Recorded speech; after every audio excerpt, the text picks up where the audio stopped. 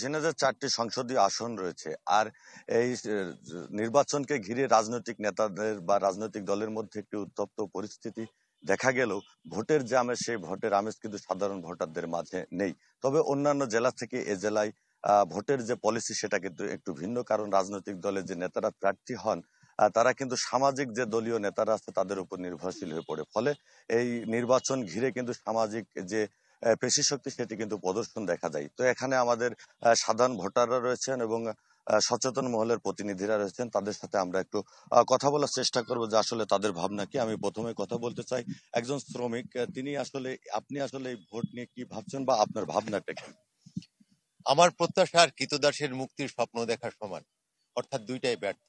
আমি পরবর্তী সময়ে যারা আসবে সরকার, অর্থাৎ সরকার পরিচালনা করবে, তাদের কাছে প্রত্যাশা করি যেন শ্রমিক শ্রেণীর মানুষ অন্তত তার ন্যায্য দাবি বা ন্যায্য পাওনা যেন সঠিকভাবে পায় এবং রাষ্ট্র যেন গণতন্ত্র মুখর হয়ে ওঠে।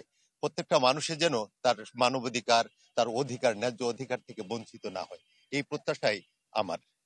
আপনি শুনছিলেন যে একজন শ্রমিক তিনি তার প্রত্যাশার কথা জানাচ্ছিলেন। আমি এখন শুনবো একজন নারী ভোটার, আসলে আগামী যে নির্বাচনে আপনার ভাবনা কি? ধন্যবাদ। আমরা দেখেছি গত ৫৪ বছরে যখন আমাদের ৭১-এর চেতনা বাস্তবায়ন হয়নি, এবং আমরা দেখেছি গত ১৭ সালে যখন আমি এবং ডামির নির্বাচন হয়েছে, দিনের ভোট রাতে হয়েছে। সেই নির্বাচন থেকে বেরিয়ে এসে একটা গণতান্ত্রিক প্রক্রিয়া আমরা নির্বাচন চাই, এবং সেই নির্বাচনে যে সাধারণ মানুষ যাতে অংশগ্রহণ করতে পারে, জামানত কমাতে হবে, এবং একটা সুষ্ঠু গণতান্ত্রিক প্রক্রিয়া যাতে নির্বাচনটা হয়, এবং এই সরকারের অধীনে সেই নির্বাচনটা হবে এবং জনগণ তাদের সরকারকে, তাদের প্রতিনিধি বেছে নেবে। এটাই আমাদের প্রত্যাশা। ধন্যবাদ। আপনি তো একজন তরুণ এবং প্রথম ভোটার, তা আপনার আসলে এই ভোট নিয়ে কোনো চিন্তা আছে কিনা? আমি চাই সবসময় এই ভোটটা আমি সুন্দরভাবে দিতে পারি। আর ঝিনাইদহ শহরটা, আমাদের শহরটা হচ্ছে অবহেলিত শহর। এই অবহেলিত শহর এমন একটা ব্যক্তিত্বকে আমরা এমপি হিসেবে নিতে চাই, যে ঝিনাইদহকে উন্নয়নের কাজে সংশ্লিষ্ট থাকবে সবসময়ের জন্য। কারণ আমাদের এই ঝিনাইদহ অধিকাংশই আছে শিক্ষা খাত, তারপরে আছে হসপিটালিটি, সব দিক থেকেই দুর্বল রয়েছে। এমন একটা ব্যক্তিত্ব চাই যে আমাকে ঝিনাইদহকে উন্নয়ন পথে নিয়ে যাবে। ধন্যবাদ। আমি এখন কথা বলবো যিনি আসলে একজন সাংস্কৃতিক কর্মী। আপনার প্রত্যাশা বা ভোট নিয়ে কোনো ভাবনা আছে কিনা? অবশ্যই ভাবনা আছে। আমি ভাবি যে আগামী দিন যে সরকার ক্ষমতায় আসবেন, বিশেষ করে যেহেতু আমি একজন সাংস্কৃতিক কর্মী, আমি মনে করি যে বাংলাদেশে চলচ্চিত্রের একটি বড় ধরনের ধস হয়েছে, সেইটাকে আবার নতুন করে ফিরিয়ে আনতে হবে। কারণ এই চলচ্চিত্র এবং সাংস্কৃতিক জগৎটা যদি উজ্জীবিত থাকে, তাহলে এটার মধ্য দিয়ে এখন যেমন অনেকে নেশার জগতে চলে যাচ্ছে, সবাই যদি সুষ্ঠু সাংস্কৃতিক ধারা নিয়ে কাজ করতে পারে, তাহলে আগামী দিন সরকারের কাছে আমাদের প্রত্যাশা যে সুষ্ঠু এবং সুন্দর সাংস্কৃতিক কর্মকাণ্ডটি আগামীর দিকে যাতে সুন্দরভাবে হয়, সেই প্রত্যাশা। ধন্যবাদ। আমি এখন কথা বলবো ঝিনাইদহ চেম্বারের সভাপতি এবং তিনি একজন বিশিষ্ট ব্যবসায়ী। আসলে এই ব্যবসা বাণিজ্য নিয়ে আগামী নির্বাচনে কোনো প্রভাব পড়বে কি? আমি মনে করি যে অবশ্যই আগামী নির্বাচন না হওয়া পর্যন্ত আমাদের ব্যবসায় অনেক প্রভাব আছে। আগামীতে একটা গণতান্ত্রিক সরকার আসার পরে আমাদের ব্যবসা বাণিজ্যর যেমন সঞ্চালন বাড়বে, ব্যবসা বাণিজ্যর গতি বাড়বে। সেই সাথে আমি ঝিনাইদহর একজন চেম্বারের সভাপতি হিসেবে আশা করি যে আমরা ঝিনাইদহ ৭০ বছরে উন্নয়ন থেকে বঞ্চিত, এমন একটা সরকারের মাধ্যমে এমন একটা নেতা আসুক যে ঝিনাইদহ এই বৈষম্য থেকে যেন আমরা উন্নয়নের পথে যেতে পারি, সেই প্রত্যাশা একজন ব্যবসায়িক হিসাবে।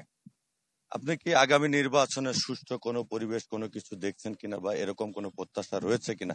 আপনি তো যে জুলাই আন্দোলন হলো সেই আন্দোলনে ঝিনাইদহ নেতৃত্ব দিয়েছেন, তো আপনার এই নির্বাচন আন্দোলন পরবর্তী সময় আপনার প্রত্যাশা? আমার প্রত্যাশা এটাই যে নির্বাচনের ক্ষেত্রে দুইটা অংশ, একটা হচ্ছে প্রার্থী এবং আরেকটা হচ্ছে ভোটার। তো এখানে প্রার্থী কিন্তু একজনই হয়ে থাকেন এবং তার বিপরীতে হাজার হাজার লক্ষ লক্ষ মানুষ ভোটার। তো আমি চাই যে আসলে জনগণ যেন সচেতন হয়, মানুষ যেন সচেতন হয়ে যারা আসলে মানে মানি পাওয়ার এবং মাসেল পাওয়ার দেখাতে চাই, এই ধরনের প্রার্থীকে প্রত্যাখ্যান করে যারা আসলে জনবান্ধব নেতৃত্ব দিতে চাই, মানুষের কল্যাণে কাজ করতে চাই, সে সকল ব্যক্তিকে পছন্দ করুক।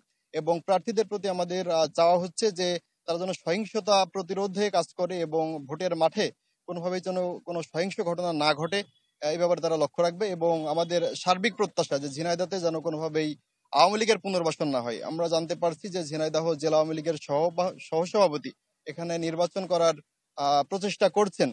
তো ঝিনাইদহ জেলা আওয়ামী লীগের সহসভাপতি যদি এখানে নির্বাচন করেন, তাহলে এখানে সম্পূর্ণভাবে আওয়ামী লীগ প্রতিষ্ঠিত হবে। তো তো কোনোভাবেই যেন তিনি নির্বাচন করতে না পারেন সে ব্যাপারে ইলেকশন কমিশনের প্রতি আমাদের দায়বদ্ধতা আছে এবং আমরা এটাকে সর্বোচ্চ শক্তি দিয়ে প্রতিহত করব। ধন্যবাদ। শুনছিলেন ঝিনাইদহ, যিনি জুলাই আন্দোলনের নেতৃত্ব দিয়েছিলেন। এবার আমরা কথা বলবো এই জেলা যিনি সচেতন মহল এবং সিটিজেন ফোরামের সদস্য এবং সিনিয়র সাংবাদিক মিজানুর রহমান, তার সাথে কথা হলো। আপনি তো সবার কথা শুনলেন এবং ভোটারদের কি প্রত্যাশা এবং বিভিন্ন সময় দেখেছি যে সামাজিক যে পেশি শক্তি সেটা কিন্তু এখানে প্রদর্শিত হয় নির্বাচনে আসলেই। তো ভোটাররা যেন নির্বিঘ্নে নির্দ্বিধায় ভোট কেন্দ্রে যেতে পারবে কিনা বা সেই পরিবেশ নিয়ে যদি আপনি একটু কথা বলেন যে আসলে প্রত্যাশা কি? আসলে আমি ব্যক্তিগতভাবে যেটা আমার পর্যবেক্ষণ সেটা হচ্ছে নির্বাচনের আবহাওয়া এখনো তৈরি হয়নি, কারণ আইন শৃঙ্খলা পরিস্থিতি এখন উন্নতি হয়নি। এই ঝিনাইদহ জেলাতে ইতিমধ্যে বেশ কিছু খুন, মারামারি, গ্রামগঞ্জে বেশ কিছু হাঙ্গামা তৈরি হয়েছে। একটা বিষয় হচ্ছে যে নির্বাচনমুখী মানুষকে নিয়ে যাওয়া বা উৎসবমুখর করার জন্য নির্বাচন কমিশন বা সংশ্লিষ্টরা যেভাবে কাজ করে সেই কাজ কিন্তু আমি চোখে পড়ছে না। এই যে আমরা তো শুনলাম সবার মানুষের নির্বাচন আসলে অনেক প্রত্যাশা থাকে, অনেক কথা বলে। সেই অনেক কথা বলার ভিতরে একটি কথাই হচ্ছে যে মানুষ সুষ্ঠুভাবে যাতে ভোট দিতে পারে, উৎসবমুখর পরিবেশে ভোট দিতে পারে, পছন্দের প্রার্থীকে ভোট দিতে পারে, সেই পরিবেশ যারা নির্বাচন সংশ্লিষ্ট তাদের তৈরি করতে হবে। এখন পর্যন্ত আমি সেই উৎসবমুখর পরিবেশ দেখিনি বা আইন শৃঙ্খলার যে বড় ধরনের উন্নতি সেটাও আমি লক্ষ্য করিনি। এদিকে অবশ্যই খেয়াল করতে হবে, আগামী নির্বাচন ভালো করতে হবে। ধন্যবাদ। আসলে শুনছিলেন, আমরা জানাচ্ছিলাম ঝিনাইদের ভোটের মাঠের কি পরিস্থিতি। সবার মতামত তারা জানিয়েছেন এবং সর্বশেষ বলা যায় যে এখানকার ভোটাররা চাচ্ছেন যে একটি সংঘাত মুক্ত পরিবেশ এবং সুষ্ঠুভাবে শান্তিতে তারা যেন তাদের পছন্দের প্রার্থীকে ভোট দিতে পারেন, এটাই কিন্তু আসলে তারা প্রত্যাশা করছে। তো সর্বশেষ ঝিনাইদের ভোট নিয়ে এখন পর্যন্ত এই পরিস্থিতি ছিল। ইপসিতা, ধন্যবাদ আপনাকে।